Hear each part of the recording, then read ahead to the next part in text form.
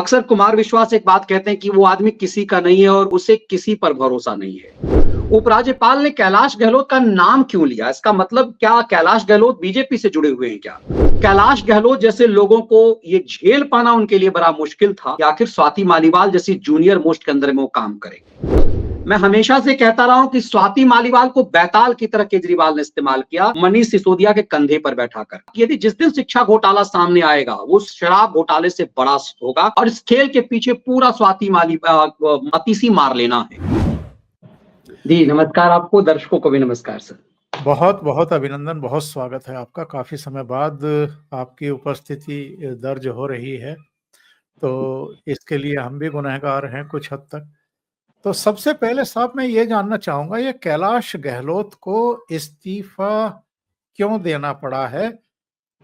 ये तो आरोप लगा रहे हैं कि जी ईडी की, इनकम टैक्स की उनके यहाँ रेड पड़ी थी, उनके खिलाफ जांच पड़ताल हो रही थी, भारतीय जनता पार्टी ने उन पर प्रेशर बना दिया था, अब वो भारतीय जनता पार्टी में शामिल होंगे। ठीक इसी तरह के आरोप इन्होंने स्वाति मालीवाल पर भी लगाए थे कि ये तो भारतीय जनता पार्टी की कठपुतली है और ये बीजेपी में शामिल हो जाएंगे। अभी तक वो तो शामिल नहीं हुई। कैलाश गहलोत शामिल होंगे कि नहीं होंगे ये उनका निजी फैसला होगा और इस पर कोई किसी तरह की रोक भी नहीं है कि कौन किस पार्टी के साथ जाकर के खड़ा होगा। लेकिन चुनाव से ठीक पहले ये क्या डूबती हुई नैया है जिससे अब लोग छलांग लगाना शुरू कर चुके हैं? और कैलाश गहलोत ने जो आरोप लगाए हैं उन पर हम इसके बाद आते हैं। बिल्कुल सर, स्वाति मालीवाल तो इनके लिए कहते हैं ना कि ऐसी चीज बन चुकी हुई है कि स्वाति मालीवाल को ज्यादा छेड़ नहीं पाए। स्वाति मालीवाल इनकी ऐसी कमजोर कड़ी है जो कहते हैं कि केजरीवाल के हर रहस्य को जानती है, लेकिन आप देखेंगे कि गहलोत पे ये ज्यादा तुरंत हमलावर हो गए। स्वाति मालीवाल के लिए अंतिम समय तक ये चाह रहे थे कि कैसे भी मना लिया जाए, पटा लिया जाए। संजय सिंह का उस समय तत्काल बयान आया था और एक तरह से स्वाति के फेवर में ही उनका बयान था। बाद में जब उन्हें लगा कि स्वाति उनके हाथ से निकल रही है तो फिर संजय सिंह ने भी अपने बयान बदले और सबने अपने बॉडी लैंग्वेज बदले, लेकिन आज तक स्वाति मालीवाल पर उस तरह से हमलावर ये नहीं हो पाए। संजय सिंह का बरबोलापन कैलाश गहलोत के लिए सामने आया है। दरअसल कैलाश गहलोत जब केजरीवाल जेल में थे तो कैलाश गहलोत के लिए झंडा तोलन की एक तरह से सुपारी, केजरीवाल सुपारी शब्द का इस्तेमाल करेंगे कि सुपारी उन्होंने मार्लिना को दिया था कि मार्लिना झंडा तोलन करेंगी, लेकिन लेफ्टिनेंट गवर्नर का निर्देश था कि ऐसा आप नहीं कर सकते और ये फैसला आपका नहीं हो सकता, ये उपराज्यपाल का फैसला होगा और जेल से कोई चिट्ठी कोई किसी को इस रूप से कोई सरकारी आदेशात्मक चिट्ठी नहीं लिख सकता, इसलिए उस चिट्ठी की कोई मायने नहीं है। मुझे लगता है चीजें वहीं से गड़बड़ शुरू हुई कि कैलाश गहलोत चूंकि सीनियर मोस्ट थे केजरी गिरोह के, और कैलाश गहलोत का नाम क्यों ले लिया बीजेपी ने? ये केजरीवाल दरअसल केजरीवाल के बारे में कहा था कि अक्सर कुमार विश्वास एक बात कहते हैं कि वो आदमी किसी का नहीं है और उसे किसी पर भरोसा नहीं है। केजरीवाल को संदेह वहां से हुआ कि आखिर बीजेपी ने, वो चूंकि उपराज्यपाल को बीजेपी ही मानते हैं, तो उपराज्यपाल ने कैलाश गहलोत का नाम क्यों लिया? इसका मतलब क्या कैलाश गहलोत बीजेपी से जुड़े हुए हैं क्या? और ये संदेह अपने लोगों पर, ये संदेह उनके लिए तबाही धीरे धीरे लाया, उनकी परेशानी हुई और कैलाश गहलोत जैसे लोगों को ये झेल पाना उनके लिए बड़ा मुश्किल था कि आखिर स्वाति मालीवाल जैसी जूनियर मोस्ट के अंदर में वो काम करेंगे। अब सिसोदिया की तो लाचारी है कि सिसोदिया को तो बड़े चालाकी से, शातिरपना से केजरीवाल ने किराना कर दिया, उसे झाड़ पे भी चढ़ा दिया कि मैं और सिसोदिया जो है सरकार में नहीं होंगे किसी, तो सिसोदिया को उसने झाड़ पर चढ़ाया। स्वाति मालीवाल, मैं हमेशा से कहता रहा हूं कि स्वाति मालीवाल को बैताल की तरह केजरीवाल ने इस्तेमाल किया, मनीष सिसोदिया के कंधे पर बैठाकर। केजरीवाल को किसी पर भरोसा कभी रहा नहीं। आप जो कुछ भी दिल्ली में शिक्षा को सोकॉल्ड बदलाव को देखेंगे, वो मेरे चूंकि शिक्षा विभाग से जुड़े हुए कई बड़े अधिकारी, जो एक आध तो मेरे बचपन के मित्र हैं जो वहां काम है, तो उस तरह से उनने बहुत पहले से कहा कि यदि जिस दिन शिक्षा घोटाला सामने आएगा वो शराब घोटाले से बड़ा होगा और इस खेल के पीछे पूरा स्वाति मातीसी मार लेना है। मार लेना ही बेसिकली शिक्षा मंत्री है, वो लोग कहते थे जो कई ऐसे एजुकेशनल ऑफिसर्स हैं दिल्ली में। अब ये धीरे धीरे साबित हुआ कि केजरीवाल का भरोसा मार लेना पर ही सिर्फ क्यों था और वहीं से चीजें बिगड़ती चली गई। अब देखिए ये बात अब जाकर के कैलाश गहलोत का कहना कि शीश महल ऐसा है वैसा है, संदेह तो कैलाश गहलोत पे भी करता है कि भाई आपको अब जाकर के चीजें क्यों दिखाई दे रही है। लेकिन ये सही। दरअसल हर चीज व्यक्तिगत अपमान का होता है। कैलाश गहलोत को व्यक्तिगत लगा कि आखिर ये मारलेना जो है उसकी बॉस कैसे हो सकती है। ये चीजें चुभन होती गई और उसके बाद अपमान ये संदेह के पूरी केजरी टीम के संदेह के घेरे में आते चले गए कि भरोसे का आदमी नहीं है। और बताया जा रहा है कि मंत्रिमंडल तो इनके पास था लेकिन इन्हें ढंग से काम नहीं दिया जा रहा था। ये हमेशा संदेह के घेरे में आ गए कि कहीं ऐसा तो नहीं कि बीजेपी का एजेंट तो नहीं है। तो इसलिए आप देखेंगे इस्तीफा इतनी जल्दी स्वीकार कर लिया गया, इस्तीफा गया और इस्तीफा वैलिड हो गया। तो ये बताता है कि केजरीवाल की जो है वो परतें खुलने लगी है। और नो डाउट हम लोग अक्सर कहा करते हैं कि नवंबर के बाद मौसम बदलने वाला है और असली मौसम केजरीवाल का बदलेगा। नवंबर बीतने दीजिए, महाराष्ट्र विधानसभा, झारखंड विधानसभा का चुनाव का परिणाम आने दीजिए और संसद का सत्र शुरू होने दीजिए। केजरीवाल जो अपने आप को सबसे शातिर समझते हैं, अब ये कांड इन्हीं के ये दोनों करेंगे। क्योंकि मुझे भी व्यक्तिगत रूप से दिल्ली बीजेपी पर कभी भरोसा नहीं रहा और मुझे लगता है कि अमित शाह की टीम को भी नहीं रहा। आम आदमी को केजरीवाल को लेकर किस कदर नफरत है, लेकिन दिल्ली बीजेपी कुछ कर नहीं पा रही है। मुझे पूरा अब लग रहा है कि शायद इसके पीछे यूं ही कैलाश गहलोत को नहीं कहा गया होगा, असली अब इनके तबाही की वजह वही स्वाति मालीवाल और ये कैलाश गहलोत बनने वाले हैं। जी जी। ये 2023 के चित्र हैं जब वित्त मंत्री के तौर पर कैलाश गहलोत ने बजट पेश किया था। अभी जो मनीष ठाकुर कह रहे थे कि सीनियर मोस्ट आदमी है, इस चित्र से भी दिखाई दे रहा है आतिशी मारलेना पीछे खड़ी हुई हैं और ये वित्त मंत्री के तौर पर बजट पेश करने से ठीक पहले मुख्यमंत्री के कार्यालय के बाहर खड़े हुए हैं। आतिशी आपको पीछे उनकी मुंडी कहीं दिखाई दे रही है, लेकिन अरविंद केजरीवाल ने ध्वजारोहण के लिए आतिशी का नाम चुना था। मुख्यमंत्री जब किसी और को बनाने की बात आई तो सीनियर मोस्ट को नहीं बल्कि आतिशी मारलेना को ही बनाया। ये भी एक बड़ी वजह रही है कि उनको अपमानजनक स्थितियों परिस्थितियों का सामना करना पड़ा। और दूसरी बात जो अभी आप कह रहे थे कि अविश्वास, ये हर एक पर अविश्वास करने की जो इनके भीतर इन्फीरियरिटी कॉम्प्लेक्स है, ये तो हम शुरू से देख रहे हैं। मतलब ऐसे ऐसे इनके शुरू के संघर्ष के साथी जिनको या तो इन्होंने लात मार के बाहर निकाल दिया या ऐसी स्थितियां परिस्थितियां पैदा कर दी कि वो खुद ही छोड़ करके चले गए। और उसमें शांति भूषण से और रामदास से अगर हम जो इनके इंटरनल वो बनाए गए थे लोकपाल, उनसे लेकर के तमाम लोगों के नाम गिना सकते हैं। बाद में तो ये आशुतोष और आशीष खैतान और ये सब, ये तो कुमार विश्वास, योगेंद्र यादव, ये तो बाद की चीजें हैं। लेकिन बहुत पहले से ही जिन जिन से इनको इनसिक्योरिटी लगी, ये सबको किनारे करते गए, बाहर करते गए। बिल्कुल, आप देखिए कि जिन जिन पर इन्हें लगा कि ये बेसलेस है, ये बिना दिमाग का पैदल है, आप उसमें चाहे मनीष सिसोदिया को ले लीजिए। मनीष सिसोदिया को कोई व्यक्तिगत आधार नहीं है, उसकी कुल जमा पूंजी केजरीवाल की चापलूसी के अलावा कुछ भी नहीं है मनीष सिसोदिया के पास। और दूसरों का जिन जिन का व्यक्तिगत वजूद रहा, सबको पहले केजरीवाल ने साइड किया, जिसका व्यक्तिगत वजूद रहा। अब ऐसा नहीं है कि जूनियर लोग नहीं चुने जाते। आप कहने के लिए तर्क दिया जा सकता है कि नरेंद्र मोदी तो बहुत जूनियर थे। इनफैक्ट आप यदि देखेंगे तो अमित शाह का कद तो राजनाथ जी के सामने कुछ भी नहीं था, बहुत सारे सुषमा जी के सामने कुछ भी नहीं था। लेकिन इन सबको आप कैसे हैंडल करते हैं, कैसे अपनी चीजों को तरीके से रखते हैं, उसके मायने हैं। केजरीवाल हमेशा संदेह में रहे। खुद जब आप हमेशा आपको लगता है कि यह आदमी हमारे लिए खतरा हो सकता है, इस रूप में आप उसको साइड एक रिस्पॉन्सिबिलिटी के रूप में नहीं कहा। यह आदमी, जैसे नरेंद्र मोदी जब स्टार प्रचारक घोषित किए गए प्रधानमंत्री के उम्मीदवार के, तो ये उनका फैसला था कि उत्तर प्रदेश का चुनाव प्रभारी अमित शाह होंगे। ये आसान नहीं था ये फैसला, उन्होंने कन्विंस किया होगा कि पार्टी हित में क्या है, ये आदमी क्या कर सकता है। गुजरात में इसने क्या किया, बीजेपी में स्वीकार करना बहुत मुश्किल था कि अमित शाह जैसा जूनियर मोस्ट व्यक्ति को उत्तर प्रदेश का प्रभारी बना देना, यदि आप शुरुआत में देखें। उसके बाद उनका राजनाथ जी के जगह पे उन्हें भाजपा का अध्यक्ष बना देना, इसको स्वीकार किया गया क्योंकि आपका कद इस रूप में है और उन्होंने डिलीवर करके दिया।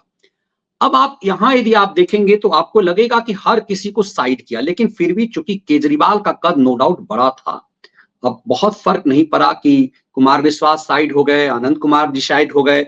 इनफैक्ट अन्ना जो है चुप्पी लगा दी, जिसका पैसा लगा था, जिस शांति भूषण की आप बात कर रहे हैं, प्रशांत भूषण के लिए तो कैसी भाषा का इस्तेमाल किया केजरीवाल ने, वो ऑडियो वायरल हुआ था उसको लेकर के। लेकिन जेल से आने के बाद जो केजरीवाल को लगा था कि चुनाव परिणाम में कुछ होगा, दिल्ली में एक आध सीट यदि केजरीवाल जीत जाते तो जहर उगलते।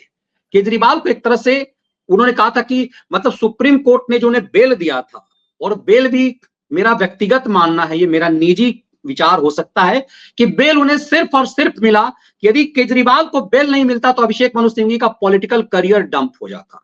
और मुझे लगता है कि शायद जस्टिस जो सीजीआई उस समय के थे वो परम मित्र थे, कंटिन्यूअसली अभिषेक मनु सिंघवी की अर्जी खारिज होती रही।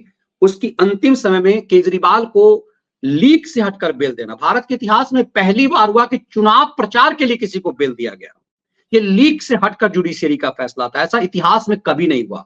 उसकी परिणति ये हुई कि आतंकवादियों को बेल मिलना शुरू हुआ, कश्मीर का चाहे वो आतंकवादी हो, चाहे वो दिल्ली जेल में बंद आतंकवादी हो, एक रास्ता खुला वो इसलिए क्योंकि अभिषेक मनु सिंघवी वकील थे। और अभिषेक मनु सिंघवी, यदि आप वकील बड़े क्यों हैं? क्योंकि आप किसी को भी जमानत दिलवा सकते हैं।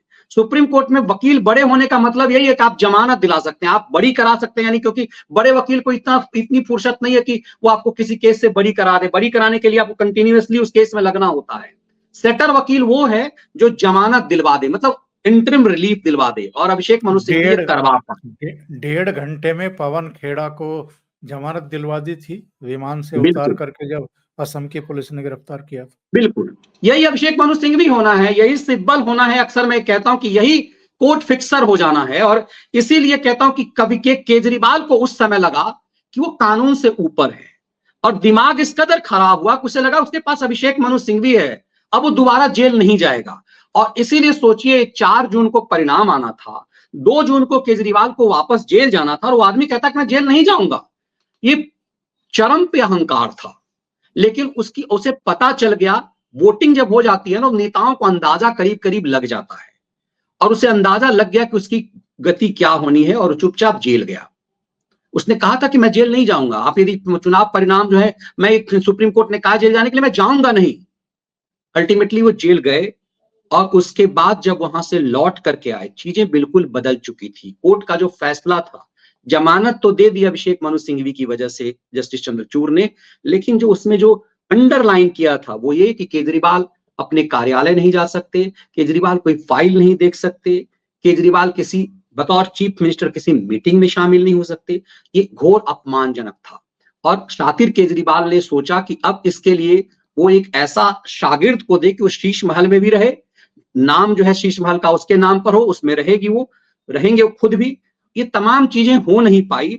अब आप देखिए कि वो आदमी दर दर, एक तरह से जो आदमी घोर नास्तिक रहा, जिस आदमी ने भगवान राम के लिए अभद्र टिप्पणी की कि मेरी नानी कहा करती थी क्या क्या, उस आदमी को देखिए कि वो काल नेमी की तरह दिखाई देता है, हर जगह चक्कर मारा। दरअसल उसे समझ आ गया उसे उसका होना क्या है।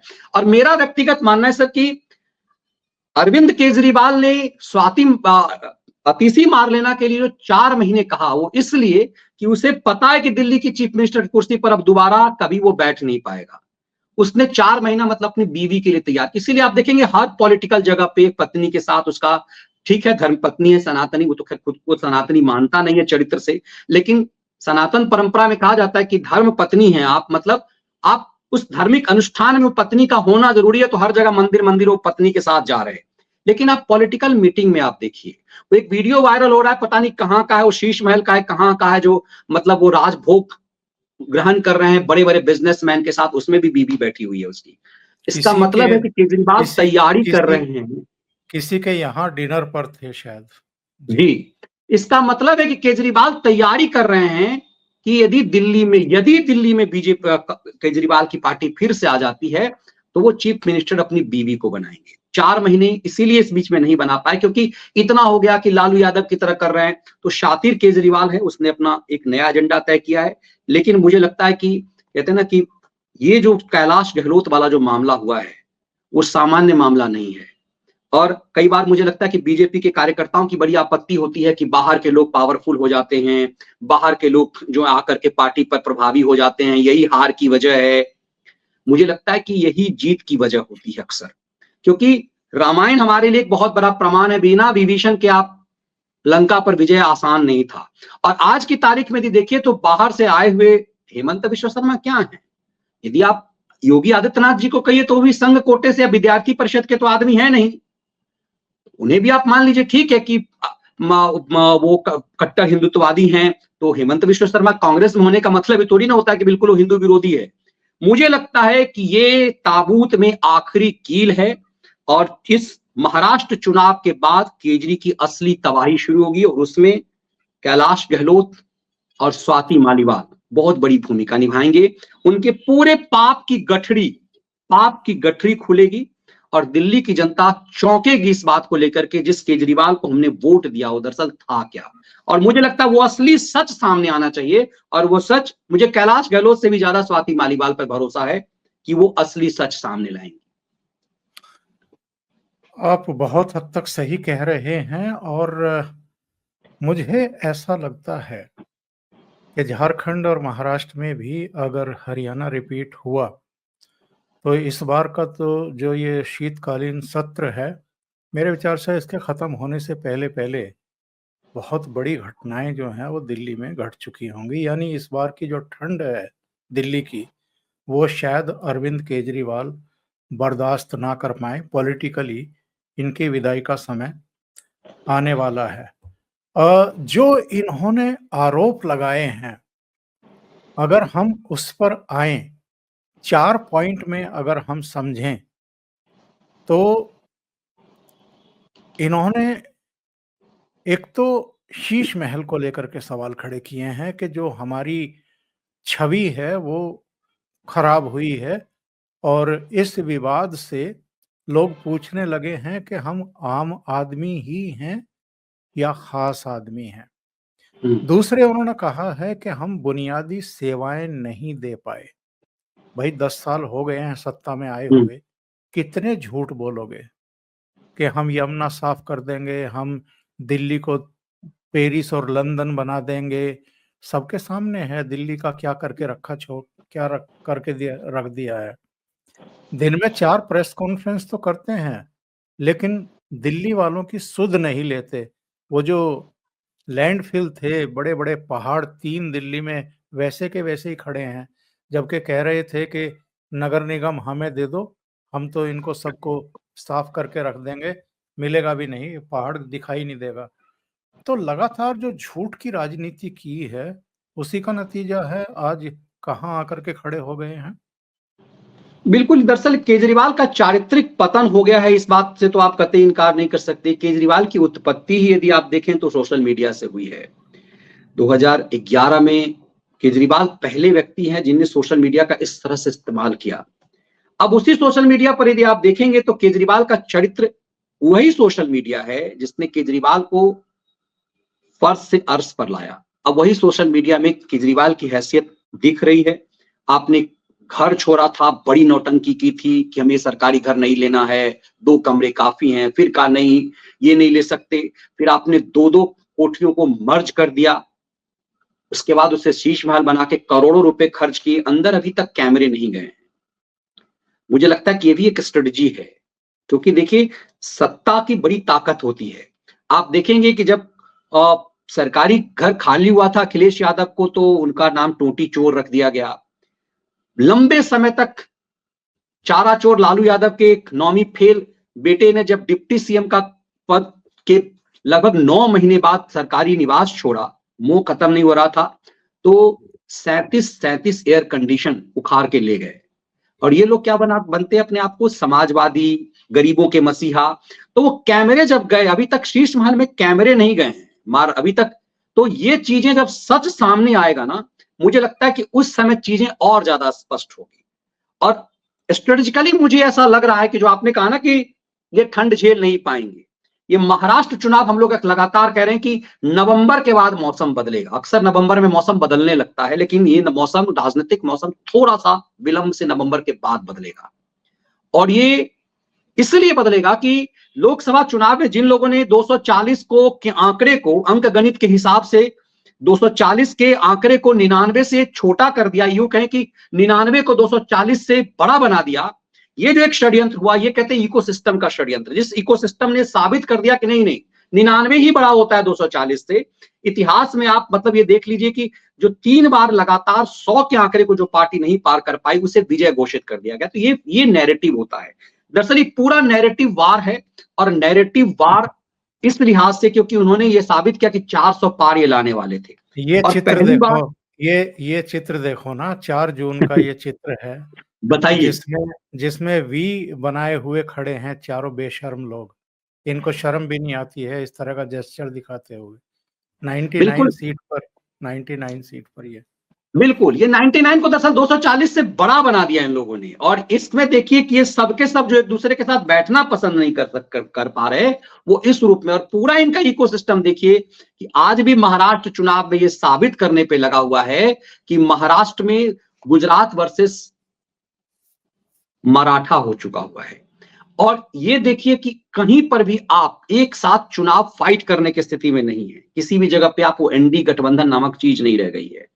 लेकिन चूंकि हरियाणा में नैरेटिव ऐसा बनाया गया, हरियाणा चुनाव एक मील पत्थर है। आप तो खैर वहां से हैं तो बहुत बेसिकली इस चीज को बहुत गहराई से समझ पा रहे होंगे कि हरियाणा में एक ऐसी लकीर तय कर दी गई, ऐसा झूठ का महल बना दिया गया कि हरियाणा में तो मतलब कोई बात ही नहीं। अब चूंकि वहां किसान, जवान और पहलवान ये 3 अहम मुद्दे थे, और मुझे लग रहा है कि हरियाणा वो ताबूत में असली कील हरियाणा है। लेकिन कहता ना कि कील को इतनी गहराई से ठोक दो, वो महाराष्ट्र साबित होगा। और महाराष्ट्र का चुनाव मुझे लग रहा है कि ऐसा बैकफायर करेगा इस देश में, ना सिर्फ कांग्रेस पार्टी के लिए। असली अभी लड़ाई इकोसिस्टम का है, जो प्रधानमंत्री ने संसद के अंदर कहा था कि इस इकोसिस्टम को हम उसी की भाषा में जवाब देंगे। तो ये केजरीवाल एंड गिरोह इस इकोसिस्टम का हिस्सा, मैं पॉलिटिकल पार्टी से ज्यादा इसे इकोसिस्टम का हिस्सा मानता हूं। कि आप सोचिए कि दिल्ली का डिप्टी सीएम कह रहा है कि वो न्यूयॉर्क टाइम्स में छप रहा है कि धरती का सबसे काबिल शिक्षा मंत्री है। जो शराब माफियागिरी का धंधा करता है, वो शिक्षा मंत्री बन के न्यूयॉर्क टाइम्स में छप रहा है। तो समझ में आता है कि कैसे कैसे क्या खेल होता है, और असली खेल यही उतरना है। और इसीलिए ये बीजेपी ने इसे हाथों हाथ लिया कि कैलाश गहलोत क्या करेंगे ये पता नहीं, लेकिन हम उसका स्वागत करते हैं। दरअसल इंटरनल चीज ही, क्योंकि दिल्ली बीजेपी कुछ कर नहीं पा रही है, तो इसीलिए फिर हम लोग लौट के वहीं आते हैं। चूंकि सब्जेक्ट आपका मूल कैलाश गहलोत के इस्तीफे से ही जुड़ा हुआ है। एकाएक कैलाश गहलोत का इस्तीफा चौंकाता तो जरूर है। बिल्कुल सही है। वैसे मैं बताऊं, मैं हरियाणा से नहीं हूं। हरियाणा मेरा दूसरा घर इसलिए मैं कहता हूं क्योंकि वहां पत्रकारिता का लगभग आधा समय मेरा बीता है। चंडीगढ़ में अमर उजाला की लॉन्चिंग वो मेरे ही नेतृत्व में हुई थी 99 में। इसके बाद करीब 16 साल हरिभूमि में संपादक रहा। तो हरियाणा से वैसे जुड़ा रहा, पर मूलतः मेरठ से हूँ, यानी जी योगी जी आदित्यनाथ के प्रदेश से हूँ। मनीष जी, जी जी दिसंबर 2023 5 राज्यों में चुनाव हुए, 3 में इन्होंने 205 कैंडिडेट खड़े किए, सबकी जमानतें जब्त। फिर लोकसभा चुनाव आया, 22 कैंडिडेट खड़े किए, पंजाब की सभी 13 सीटों पर, हरियाणा की कुरुक्षेत्र पर, गुजरात की भावनगर, भरूच, इधर दिल्ली में 4, यानी 2014-2019 में दिल्ली की सभी सीटों पर ये भी लड़े, कांग्रेस भी लड़ी। इस बार इन्होंने सोचा कि नहीं अलग-अलग लड़ने से काम नहीं चलेगा, इकट्ठे लड़ते हैं। तो 3 कांग्रेस को दे दी, 4 पर ये लड़े, फिर भी 1 सीट नहीं जीत पाए।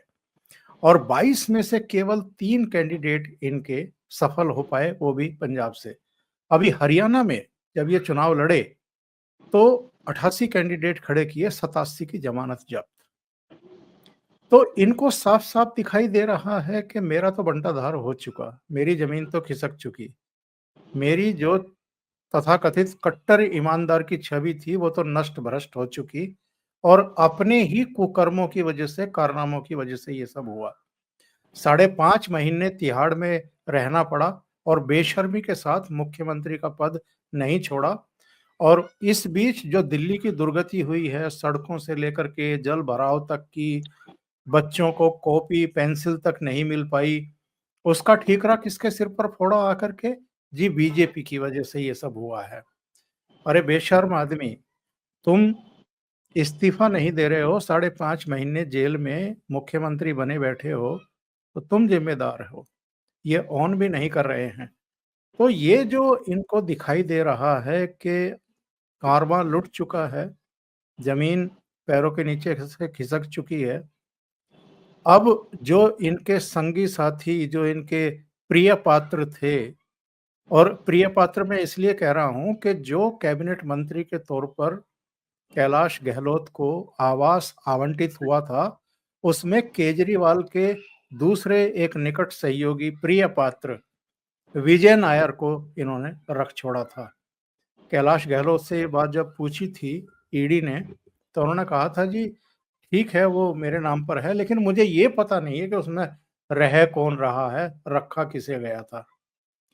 तो ऐसे में ये एक-एक करके जिस तरीके से अब बगावत कर रहे हैं, केजरीवाल से पार्टी छोड़ रहे हैं, ये संकेत हैं कि नैया डूब रही है और अब इनकी विदाई दिल्ली से भी निकट है।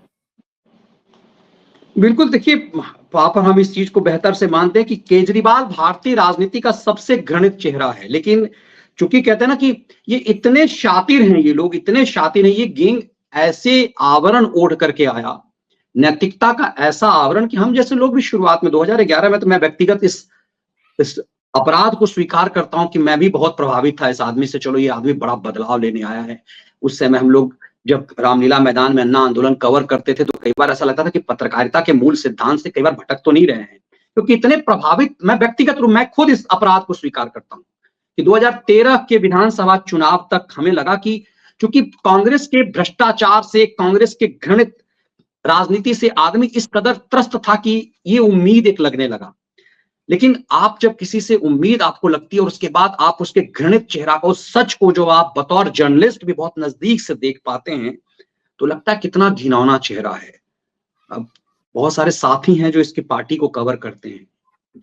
अब किस स्तर तक क्या क्या बताया जाए पब्लिकली बड़ा मुश्किल है, क्योंकि बहुत क्लोज मित्र रहे हैं जो इस पार्टी से जो साथ रहा, जिनका रोज बातचीत होती थी, वो सब धीरे धीरे जानने लगे। लेकिन उन सबको इस कदर फायदे पहुंचाए गए, अब फायदे इस रूप में पहचान नहीं पहुंचाए गए कि आप मतलब कुछ आपको दिखाई देगा, वो अप्रत्यक्ष रूप से बड़े शातिराना ढंग से, जो बीजेपी में अक्सर शिकायत होती है ना कि कार्यकर्ताओं को नहीं समझती, केजरीवाल ने यही शातिराना खेल खेला। अपने हर कार्यकर्ता को मतलब मुंह बंद करने की खुराक, जो कांग्रेस का चरित्र था, पत्रकारों को, तो इससे क्या हुआ कि बहुत सारी चीज इसकी पाप की गठरी दबी हुई रही। और सच ये है कि सरकार ने अभी भी, कई बार ऐसा लगता है ना कि बैक बाउंस ना कर जाए, इसके कारण इसको इस रूप में छेड़ा नहीं गया है। लेकिन जब इसके अपने लोग सच बताएंगे ना, अभी तक देखिए कुमार विश्वास को भी मैं एक बहुत शातिर खिलाड़ी मानता हूं, और आप जब सिर्फ व्यक्तिगत हित के लिए सब कुछ करते हैं, जैसे कैलाश गहलोत के लिए भी क्या अभी टेस्ट नहीं हुआ आपका? ऐसा क्या है कि भाई शीश महल वाला मामला तो पुराना है, आपने पहले क्यों नहीं ऐसा किया? आप क्या व्यक्तिगत चोट के कारण ही ऐसा करते हैं सिर्फ, या फिर किसी आदर्श, किसी आइडियोलॉजी के खिलाफ आप जाते हैं? तो वो कैलाश गहलोत को भी सामने रखना पड़ेगा। इसमें मैं स्वाति को अलग इसलिए मानता हूं कि स्वाति को व्यक्तिगत चोट पहुंची है, अपमान हुआ है, और मुझे लगता है ना कि वो चोट खाए नागिन की तरह केजरीवाल को डसेगी। अभी वो चीजें हुई नहीं है, क्योंकि राज्यसभा के मेंबर है। और इसीलिए मैं बार बार कह रहा हूं सर कि कैलाश गहलोत से ज्यादा उनके लिए खतरनाक स्वाति मालीवाल है। लेकिन स्वाति अब कैलाश के साथ 1 से 2 नहीं होएगी, 1 से 11 हो जाएगी। इसीलिए केजरीवाल की तबाही मैं गहलोत और स्वाति के रूप में ले रहा हूं, क्योंकि तय सी बात है कि आप दुश्मन को टारगेट करने के लिए, क्योंकि कई बार ये बैक बाउंस हो चुकी, ईमानदारी का आवरण ऐसा ओढ़ा हुआ है इन लोगों ने ना, और दिल्ली की जो गरीब जनता, झुग्गी झोपड़ी में रहने वाले लोगों को जो मुफ्तखोरी का नशा जो दिया है, ये जो है कि बैक बाउंस ना कर जाए, इसलिए कुछ नहीं हो रहा है। लेकिन इन दोनों के माध्यम से जो सच सामने आएगा, जो कह रहा हूं कि बहुत कुछ अभी शीश महल का भी सच बहुत कुछ सामने नहीं आया है, तो उसका इंतजार कीजिए। और तुरंत, कई बार होना कि मुझे लगता है कि अमित शाह की स्ट्रेटजी भी होती है कि तुरंत कोई पार्टी से निकला और उसके बाद उसको इतनी अहमियत नहीं दे देनी। अब तो देखिए कि जो काम बीजेपी को करना चाहिए वो जमीन पर स्वाति मालीवाल, उनके ट्विटर हैंडल को यदि आप देखिएगा तो इतना एक्टिव है वो महिला। इसीलिए स्वाति अकेली होती तो बहुत, नहीं कहते ना अकेला चला भार नहीं फोड़ता, इसीलिए भले ही स्वाति और गहलोत में बहुत, मुझे लगता है कि बहुत तुलना नहीं, क्योंकि जो एक तरह के फायर ब्रांड के रूप में आप यदि कहेंगे तो स्वाति है, लेकिन अनुभवी नेता हैं कैलाश गहलोत, आज के नहीं पुराने हैं, केजरीवाल के साथ शुरुआत से जुड़े हुए हैं, तो इसीलिए वो सच सामने दिल्ली की जनता के पास आना जरूरी है। सही बात कह रहे हैं आप। और स्वाति मालीवाल तो इनकी नस नस से परिचित है, बिल्कुल 2006-7 से जुड़ी हुई है, तो उन्होंने सब कुछ देखा है, वो जानती हैं। इसीलिए आप देखेंगे स्वाति मालीवाल को और केजरी गैंग का कोई भी आज भी छेड़ नहीं पा रहा, आज भी स्वाति को छूने की कोशिश, जिस तरह से केजरीवाल इसने बड़बोले संजय सिंह ने जो कैलाश गहलोत के लिए टिप्पणी की है, वो टिप्पणी आज तक स्वाति मालीवाल के लिए नहीं कर पाए हैं। स्वाति मालीवाल आग लगा देगी, तबाह कर देगी, इन्हें पता है, लेकिन ये भूल रहे हैं कि यदि 1 से 11 यदि ये दोनों हो गए तो इनकी पूरी तबाही जो है, क्योंकि अब वहां बचा क्या है, केजरीवाल का चरित्र हनन हो चुका हुआ है, पूरी तरह से मनीष सिसोदिया बर्बाद हो चुका हुआ है, वो जो मसाज मास्टर है तिहाड़ जेल का मसाज मास्टर, उसकी कोई हैसियत रह नहीं गई है, और केजरीवाल ने सबको इस बंद डिब्बे में रख दिया, क्योंकि मेरी बीबी सब कुछ हो रहेगी इसकी तैयारी में। और इसीलिए केजरीवाल ने सिसोदिया को बड़ा सलीके से साइड किया है। सिसोदिया को यदि चाहता हो तो मतलब जिम्मेदारी दे सकता था, लेकिन सिसोदिया को बड़े सलीके से साइड कर लिया है, और उससे लग रहा है कि क्योंकि वो महिला है मार लेना, और उसकी बीवी चीफ मिनिस्टर होगी, डिप्टी चीफ मिनिस्टर फिर मारलेना को बना करके सरकार वो चला पाएंगे।